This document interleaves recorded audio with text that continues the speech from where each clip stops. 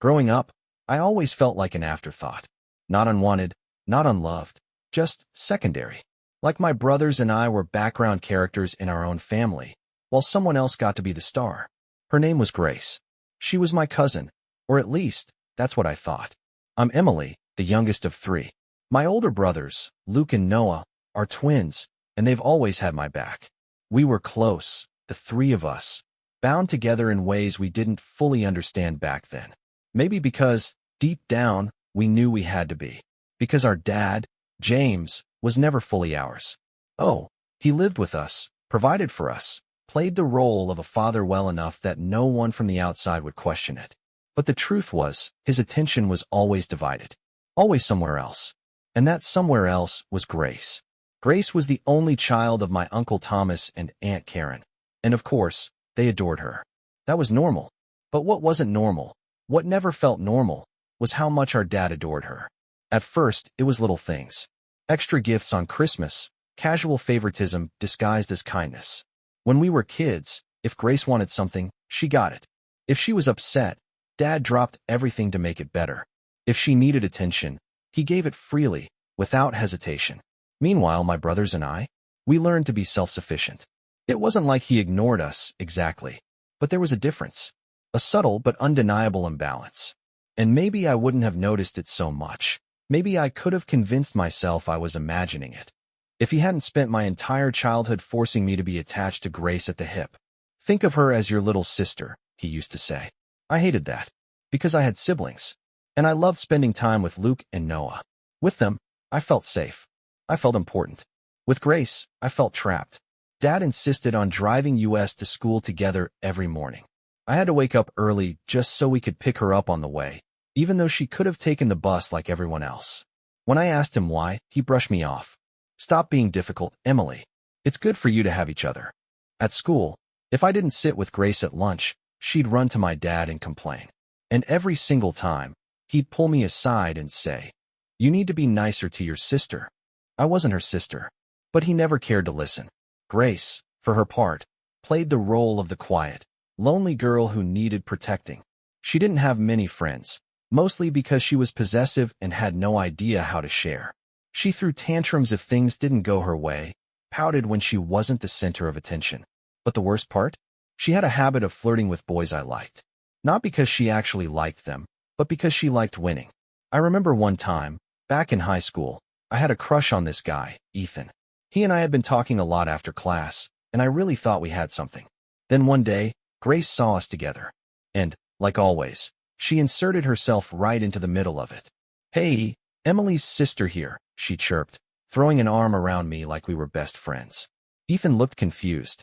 Grace smirked and launched into a story about how I once wore my pajamas to school in 3rd grade because I was too sleepy to notice. I wanted to disappear. Ethan laughed, but it wasn't the kind of laugh that made me feel warm inside. It was awkward. Forced. Grace just kept smiling. And when I told Dad about it later, thinking maybe, just maybe, this time he'd take my side, he laughed too. "Come on, Em," he said, ruffling my hair like I was some clueless little kid. "She's just playing around. Don't take things so seriously." That was always his excuse. So I stopped expecting him to care. When my brothers graduated, they had to take out loans to pay for college. Dad didn't have any money saved for them, so they worked their asses off to get scholarships, doing everything they could to lessen the debt. I knew I'd have to do the same. So in my last 2 years of high school, I barely went out. I spent most of my time studying, focused on getting into the best school I could. Grace didn't get it. "You're wasting your life," she told me once, standing in the doorway of the library while I worked through practice exams. "We're young. We should be having fun." I barely looked up. "Some of us have to actually work for our future, Grace." She rolled her eyes. "God, you're such a buzzkill." I didn't care, because I was getting out. But then, the summer before college, everything changed. It happened by accident. I was packing up my room when I overheard voices downstairs. Aunt Karen was over, which wasn't unusual, so I didn't think much of it. Until I heard my dad say something that made my stomach drop. "I've been saving for Grace's college since she was little. She won't have to take out loans." I stopped breathing. I must have misheard. I had to have misheard. Because there was no way. No way he had saved money for her, the girl who wasn't even his daughter. while my brothers and I had to figure everything out on our own, right? I crept closer, heart pounding. Aunt Karen laughed, a little too high-pitched. She has no idea, does she? She doesn't need to, Dad said casually. She's my responsibility. Always has been. The room tilted. I backed away slowly, chest tight, mind racing. I felt sick. I needed answers. I needed my brothers. I ran upstairs, grabbed my phone, and called Luke. He answered on the second ring. Hey, what's up? I could barely get the words out. Dad's been saving money for Grace's college. Silence. Then, what? I just heard him say it. He's been saving for her this whole time. Another pause. Then Noah's voice in the background, sharp and angry. Wait, what the hell are you talking about? Luke exhaled, long and slow. When he spoke again, his voice was different. Careful. There's only one reason he'd do that, Em. The unspoken words sat heavy between us. I swallowed hard. You think she's his? Noah cursed. No, that's impossible. But Luke didn't say anything. And that silence said more than words ever could. We needed to know the truth. So I made a decision. The next time I saw Grace, I stole a few strands of her hair from her jacket. I felt guilty as hell doing it, but I couldn't ignore the feeling in my gut. I sent the sample in for a DNA test. And when the results came back, I almost threw up. Grace wasn't just my cousin. She was my half-sister. My dad, our dad, had been lying to us for our entire lives. And I had no idea what to do next. I didn't tell anyone right away. I thought I'd feel relief once I knew the truth. Like solving the mystery would make it easier to deal with. But all I felt was numb. I stared at the DNA test results, my hands gripping the paper so tightly it crumpled at the edges. My dad, our dad, had cheated on my mom with Aunt Karen. Grace wasn't just my cousin. She was my half-sister. And suddenly, everything made sense. Why he always treated her like she was special. Why he saved money for her college but not ours. Why he pushed me to spend so much time with her. It wasn't because he wanted us to be close. It was because she was his. I don't know how long I sat there, staring at that paper, but eventually, my phone buzzed. Noah, you okay? No, not even close. I called them both. They answered on the first ring. Emily. Luke's voice was calm, but I could hear the tension underneath. What is it? I took a shaky breath. She's his. Silence. Then Noah muttered, Jesus Christ. I squeezed my eyes shut. What the hell do we do? Luke let out a slow exhale. We tell her. I hesitated. You think she doesn't know? If she knew, she wouldn't have been bragging about that college fund, Noah said bitterly. He was right. Grace wasn't subtle. If she had known this secret, she would have lorded it over me years ago. So I did it. I texted her and asked to meet. Grace, OMG yes. I have so much to tell you. You are gonna freak when you hear about my apartment plans.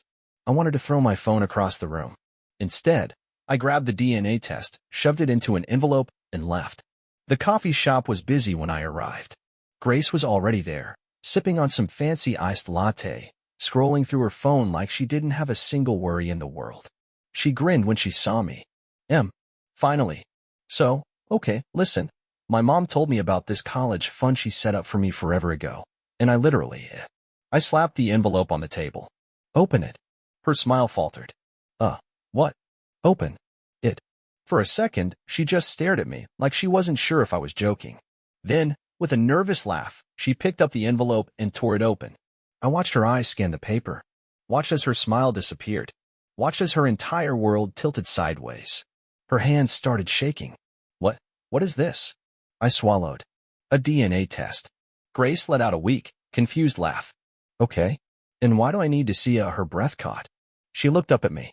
Her face was pale. No, she shook her head, gripping the paper like she could physically reject what it was telling her. This is wrong. My dad is Uncle Thomas. He is. I didn't say anything. She blinked rapidly, like if she just kept moving, she wouldn't have to process it.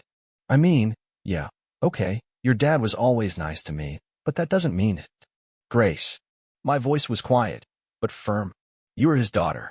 She flinched like I had slapped her. No, she whispered. My mom wouldn't do that. She wouldn't. She did. I exhaled slowly, trying to keep my voice steady. And my dad let us believe a lie our entire lives. Grace looked down at the paper again. Her hands trembled. And then, suddenly, she shoved the envelope away like it burned her. She grabbed her bag and stood up so fast her chair screeched against the floor. I have to go. Grace. I have to go. She bolted out of the cafe before I could say another word. I didn't chase her. I just sat there, staring at her untouched coffee, wondering what the hell I had just done. Half an hour later, my phone started blowing up. First, Aunt Karen. Karen, you had no right to do this. Karen, you don't know what you've done. Karen, you ruined everything. Then Dad. Dad, we need to talk. Now. I ignored them both. But then Uncle Thomas. Thomas, is it true? I hesitated. Then I sent him a picture of the results. A full 10 minutes passed before he responded. Thomas, thank you for telling me. And that was when I knew this wasn't just going to change my life. It was going to destroy everything. Grace disappeared after that. Not literally, she was still in town, still living in her parents' house. But she stopped answering my texts, stopped posting on social media. It was like she had gone into hiding. I figured she needed time. Processing that your entire life was a lie wasn't exactly something you bounced back from overnight. But the fallout didn't stop with her. Uncle Thomas filed for divorce the next day. I found out through Noah, who got a text from one of our cousins.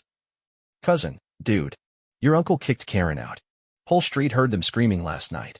Aunt Karen had woken up to an empty bed and a half-packed suitcase in the living room. Thomas hadn't even waited for her to wake up before making his decision. He just left, took a bag and Grace, and went to a hotel, leaving Karen behind to scream at empty walls. She tried to call him. He didn't answer. She tried to text Grace. She didn't respond. So she did the only thing she could do. She turned her anger on me. The messages started that afternoon. Karen, this is your fault. Karen, you just couldn't leave it alone, could you? Karen, you ruined our family. I stared at my phone, a cold, hollow feeling settling in my stomach. Because the worst part? A tiny, stupid part of me believed her. I did ruin everything. I could have kept my mouth shut. Could have let the lie continue. Let Grace live in blissful ignorance. Let Uncle Thomas keep his family intact. But I didn't. I ripped it all apart. And I didn't know if I regretted it or not. I didn't hear from my dad for 3 days. Then, out of nowhere, he showed up at my apartment. It was late, almost 10 p.m. I had just settled in with a bowl of microwaved mac and cheese when I heard the knock. And somehow, before I even opened the door, I knew it was him. I hesitated. Then, taking a slow breath, I unlocked the door and pulled it open. There he was. James Reynolds. My father. He looked exhausted. His hair was messier than usual, like he'd been running his hands through it all day. His shirt was wrinkled, like he'd slept in it. But his eyes? They were the same as always. Sharp. Calculating. Like he was trying to figure out his next move. Can I come in? He asked. I stared at him. Then, without a word, I stepped aside. He walked in slowly, like he didn't quite recognize the place, even though he'd been here before. He didn't sit. Just stood there in the middle of my tiny living room, hands in his pockets. You told Grace. His voice was quiet. I let out a sharp, bitter laugh. You say that like it was a choice I had to make. He sighed. Emily. No, I cut him off. You don't get to come here and act like I'm the bad guy. You did this. You lied to us. You let us believe you were a decent father while you were secretly playing house with her behind our backs. His jaw tightened. It wasn't like that. I scoffed. Then explain it to me. Explain how, exactly, it was. He looked at me for a long time. Then he shook his head. You wouldn't understand. Something inside me snapped. I wouldn't understand? My voice rose, shaking. I think I understand perfectly. You cheated on Mom with Aunt Karen. You got her pregnant. You lied about it for years. And then, instead of doing the right thing, instead of telling the truth, you decided to, what? Raise her in secret? Favor her while pretending the rest of us didn't exist. He didn't answer. Because there was no answer. There was no explanation that would make this okay. I swallowed, my throat tight. Did you ever even love us? His head snapped up. Of course I did. Really? I whispered. Because it didn't feel like it. His expression faltered for the first time. For a moment, I thought, maybe he'd break. Maybe he'd apologize. Maybe he'd show even a sliver of regret. But then his face hardened. And I knew in that moment that he would never change. I took a step back. I think you should go. He hesitated. Then, slowly, he nodded. He walked to the door, paused for half a second, like he was waiting for me to stop him. I didn't. And then he was gone. For the first time in my life, I realized something. My father wasn't a man who lost his family. He was a man who let us go. Grace showed up at my door 2 weeks later. It was late, almost midnight, and I had just gotten into bed when I heard the knock. At first, I thought I imagined it.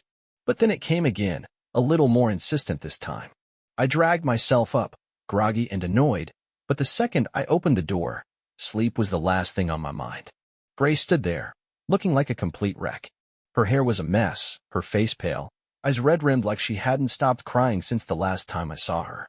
She was clutching her phone in one hand, her grip so tight I thought she might break it. For a second, we just stared at each other. Then she let out a breath and said, "Can I come in?" I should have said no.